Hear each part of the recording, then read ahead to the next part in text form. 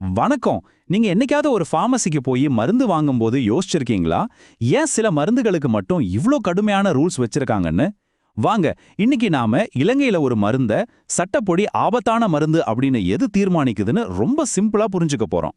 சரி, அப்போ சட்டத்தோட பார்வையில ஒரு மருந்து எப்படி ஆபத்தான மருந்தா மாறுது? யோசிச்சு பாருங்க. நீங்க ஃபார்மசில நிக்கிறீங்க. சில மருந்துகளை சட்டுன்னு வாங்க முடியுது. ஆனா சிலதுக்கு டாக்டர் பிரிஸ்கிரிப்ஷன் வேணும், நிறைய ரெக்கார்ட்ஸ் மெயின்டைன் பண்ணணும். ஏன் இந்த வித்தியாசம்? இதுக்கான பதில் தான் நம்மளோட இந்த முழு விளக்கத்தோட அடிநாதமே. நம்மளோட இந்த கேள்விக்கான பதில் இலங்கையோட ரெண்டு முக்கியமான சட்டங்களுக்குள்ள தான் இருக்கு. இந்த சட்டங்கள் தான் எந்த பொருளெல்லாம் ஆபத்தானதுன்னு லிஸ்ட் போட்டு அதை கண்ட்ரோல் பண்றதுக்கு ஒரு ஃபவுண்டேஷனே உருவாக்குது. அப்போ அதிகாரப்பூர்வமா ஆபத்தான மருந்துனா என்ன? சிம்பிளா சொல்லணும்னா விஷங்கள், அபின் மற்றும் ஆபத்தான மருந்துகள் கட்டளை சட்டம், அதாவது பிஓடி ஆர்டினன்ஸோட 3வது அட்டவணையில் இருக்கிற எந்த ஒரு பொருளும், இல்லனா அழகு சாதன பொருட்கள், சாதனங்கள் மற்றும் மருந்துகள் சட்டத்தோட 3வது அட்டவணையில் இருக்கிற எந்த ஒரு மருந்தும் தான். பாருங்க, இதுல இல்லனா அதுல ரெண்டுல ஏதாச்சும் ஒண்ணுல இருந்தாலே போதும், அது ஒரு ஆபத்தான மருந்து தான். இதுல நாம முக்கியமா அந்த பிஓடி சட்டத்தோட வகைப்பாட்டை தான் கொஞ்சம் ஆழமா பார்க்க போறோம். ஏன்னா அதுதான் இந்த மருந்துகளை அதோட ஆபத்தை வச்சு குரூப்பா பிரிக்குது. சோ இங்க ரெண்டு முக்கியமான படிகள் இருக்கு. ஒன்னு 1935ல வந்த பிஓடி கட்டளை சட்டம், இன்னொன்னு 1984ல வந்த சிடிடி சட்டம். ஒரு மருந்து ஆபத்தானதுன்னு சொல்ல இந்த ரெண்டு லிஸ்ட்ல ஏதாவது ஒண்ணுல அதோட பேர் இருந்தாலே போதும். வாங்க இப்போ அந்த பிஓடி சட்டம் எப்படி இந்த மருந்துகளை 5 குரூப்பா பிரிக்குதுன்னு டீட்டெயிலா பார்க்கலாம். சரி, அந்த பிஓஏசி ரெட்டலை சட்டம் ஆபத்தான மருந்துகளை மொத்தம் 5 அதிகாரப்பூர்வ குழுக்களா பிரிக்குது. ஒவ்வொரு குரூப்பும் எதுக்காகன்னா அதோட ரிஸ்க் லெவல், அதுக்கு மெடிக்கல் யூஸ் இருக்கா, அது எந்த அளவுக்கு அடிக்ஷனை உண்டாக்குங்கிறத பொறுத்து தான். வாங்க ஒவ்வொரு குரூப்பா உள்ள போய் பார்க்கலாம். முதல்ல வரப்போறது குரூப் ஏ. இதோட பேரை கேட்டாலே தெரியுது இல்லையா? ரொம்ப தீவிரமான எக்ஸ்ட்ரீம் ரிஸ்க் இருக்கிற மருந்துகளுக்காக ஒதுக்கப்பட்ட ஒரு இடம் இது. அப்படி என்னதான் இதுல இருக்கும்னு ஒரு கியூரியாசிட்டி வருது இல்ல? ஆனா இங்கதான் ஒரு பெரிய ஆச்சரியம் இருக்கு. உண்மையிலே குரூப் ஏ இப்போதைக்கு காலியா இருக்கு. ஆமா, நீங்க கேட்டது சரிதான், எம்டி. இது எதுக்குன்னா, எதிர்காலத்துல ரொம்பவே அபாயகரமான புதுசா ஏதாவது ஒரு பொருளை கண்டுபிடிச்சா அதை இந்த கேட்டகரியில சேர்க்கறதுக்காக ஒரு முன்னெச்சரிக்கையா இதை ஒதுக்கி வச்சிருக்காங்க. அடுத்து வருவது குரூப் பி. இவங்களை நம்ம ஹெவி வெயிட்ஸ்னு சொல்லலாம். இவங்க ரொம்ப சக்தி வாய்ந்த போதை மருந்துகள். இதுக்கெல்லாம் மருத்துவ பயன்கள் இருக்கு. ஆனா தப்பா பயன்படுத்தினா ரொம்ப சீக்கிரமா போதைக்கு அடிமையாக்கிடும். அதனால இதையெல்லாம் ரொம்ப கவனமா கையாளணும். உதாரணத்துக்கு மார்ஃபின். இது ரொம்ப அதிகமான வலியை குறைக்க ஹாஸ்பிட்டல்கள்ல யூஸ் பண்ணுவாங்க. அப்புறம் கோகேன் சில ஸ்பெஷல் சர்ஜரிகள்ல லோக்கல் அனஸ்தெட்டிக்கா பயன்படுது. மெத்தடோன் ஹெராயின் அடிக்ஷன்ல இருந்து மீண்டு வர்றதுக்கான ஒரு சிகிச்சையில கொடுக்கறாங்க. பாத்தீங்களா, இதுக்கெல்லாம் மெடிக்கல் யூஸ் இருக்கு, ஆனா ரொம்ப ஸ்ட்ரிக்டான கண்ட்ரோலோட தான். ஓகே, இப்ப குரூப் சிக்கு வருவோம். இவங்கள சிகிச்சைக்கான முக்கிய மருந்துகள்னு சொல்லலாம். குரூப் பி அளவுக்கு வீரியம் இல்லைன்னாலும் இவங்களுக்கும் கண்டிப்பா கடுமையான கட்டுப்பாடு தேவை. மெடிக்கல் ட்ரீட்மெண்ட்ல ரொம்ப பரவலா இது யூஸ் ஆகுது. இதுக்கு ஒரு சூப்பர் உதாரணம் கோடின். சில பவர்ஃபுல்லான இருமல் டானிக்கள்ல இது இருக்கும். அப்புறம் பெத்தடின் டெலிவரி வலி மாதிரி சமயங்கள்ல வலி நிவாரணியா கொடுப்பாங்க. குரூப் பியை விட அடிக்ஷன் ரிஸ்க் கொஞ்சம் கம்மி தான், ஆனாலும் கண்ட்ரோல் ரொம்ப முக்கியம். அடுத்ததா குரூப் டி. இது கொஞ்சம் வித்தியாசமானது. இது முழுமையான ஒரு போதை மருந்து கிடையாது, ஆனா ஆபத்தான மருந்துகளோட ரொம்ப சின்ன அளவை மட்டும் கலந்து செஞ்ச ஒரு தயாரிப்பு. சொல்லப்போனா இது ஒரு கலவை தயாரிப்பு.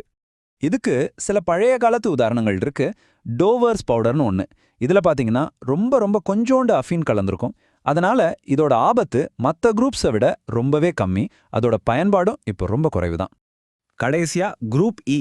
இதுதான் இந்த லிஸ்ட்லயே ரொம்ப ஆபத்தான அதி தீவிரமா போதையை உண்டாக்கக்கூடிய ஒரு வகை. இதுல இருக்கிற பல மருந்துகளுக்கு மெடிக்கல் யூஸே கிடையாது, தடை செய்யப்பட்டிருக்கு. இதுக்கு ஒரு உதாரணம் சொல்லணும்னா ஹெராயின். இதை தவிர வேற எதுவும் தெளிவா சொல்ல முடியாது. இதோட தீவிரமான போதைத்தன்மை, உடலுக்கு உண்டாக்குற பாதிப்பு, இதனால இதுக்கு மருத்துவ பயன்பாடுங்கிற பேச்சே கிடையாது. இது ஒரு சட்ட விரோத பொருள். ஓகே, இப்போ நாம சட்ட ரீதியான அந்த 5 குரூப்ஸையும் பார்த்துட்டோம். இனிமே ஃபார்மசிஸ்ட்கள் அவங்களோட டெய்லி வேலையில பயன்படுத்துற சில பிராக்டிக்கலான கேட்டகரிஸை பார்க்கலாம். இது இன்னும் கொஞ்சம் நமக்கு விஷயத்தை எளிமையா புரிய வைக்கும்.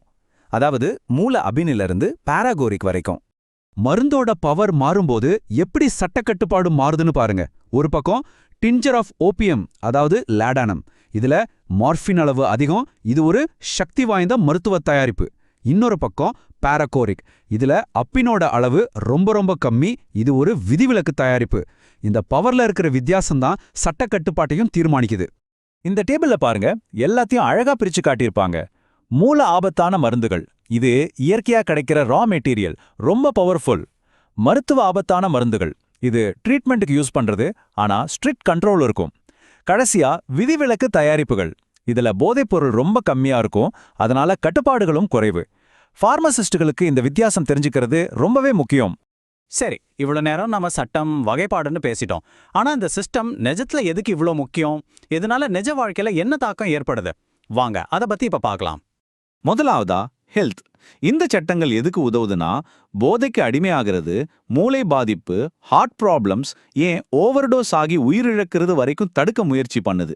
இது ஒரு தனிநபரோட ஆரோக்கியத்தை காப்பாத்துற முதல் அரண். அடுத்தது சமூக பிரச்சனைகள். இந்த மருந்துகளோட தவறான பயன்பாடு ஒரு தனிநபரோட நிக்காது. அது குடும்பங்களை பிரிக்குது, வேலை இல்லாம ஆக்குது, குற்றங்களையும் வன்முறையையும் அதிகரிக்குது, கடைசில வறுமைக்கு தள்ளுது. சோ இந்த சட்டங்கள் நம்ம சமூகத்தோட அமைதியையும் பாதுகாக்குது. கடைசியா பொருளாதாரம். யோசிச்சு பாருங்க, இதனால ஆகிற ஆஸ்பத்திரி செலவு, போலீஸ் மற்றும் சட்ட அமலாக்கத்துக்காகிற செலவு, வேலைக்கு போக முடியாம வர்ற உற்பத்தி இழப்பு, இதெல்லாம் நாட்டோட பொருளாதாரத்துல எவ்வளோ பெரிய பாரம். இந்த சட்டங்கள் அந்த பாரத்தை குறைக்க உதவுது. அப்போ சுருக்கமா சொல்லணும்னா, இந்த சட்ட கட்டமைப்புங்கிறது நம்ம பொது சுகாதாரம், பாதுகாப்பு, சமூக ஸ்திரத்தன்மை, இது எல்லாத்துக்கும் ஒரு முக்கியமான முதல்கட்ட பாதுகாப்பு மாதிரி. இது வெறும் பேப்பர்ல இருக்கிற ரூல்ஸ் மட்டும் கிடையாது, அதுக்கும் மேல. சரி, இந்த விளக்கத்தை ஒரு முக்கியமான கேள்வியோடு முடிச்சுக்கலாம். இன்னைக்கு மெடிசன் உலகம் வேகமா வளர்ந்துட்டு இருக்கு. பல வருஷங்களுக்கு முன்னாடி உருவாக்குன இந்த வகைப்பாட்டு முறை எதிர்காலத்துல வரப்போற புது புது மருந்துகளையும் புது சவால்களையும் சமாளிக்க எப்படி தன்னை அப்டேட் பண்ணிக்கணும், இத பத்தி யோசிங்க. அடுத்த முறை சந்திப்போம்.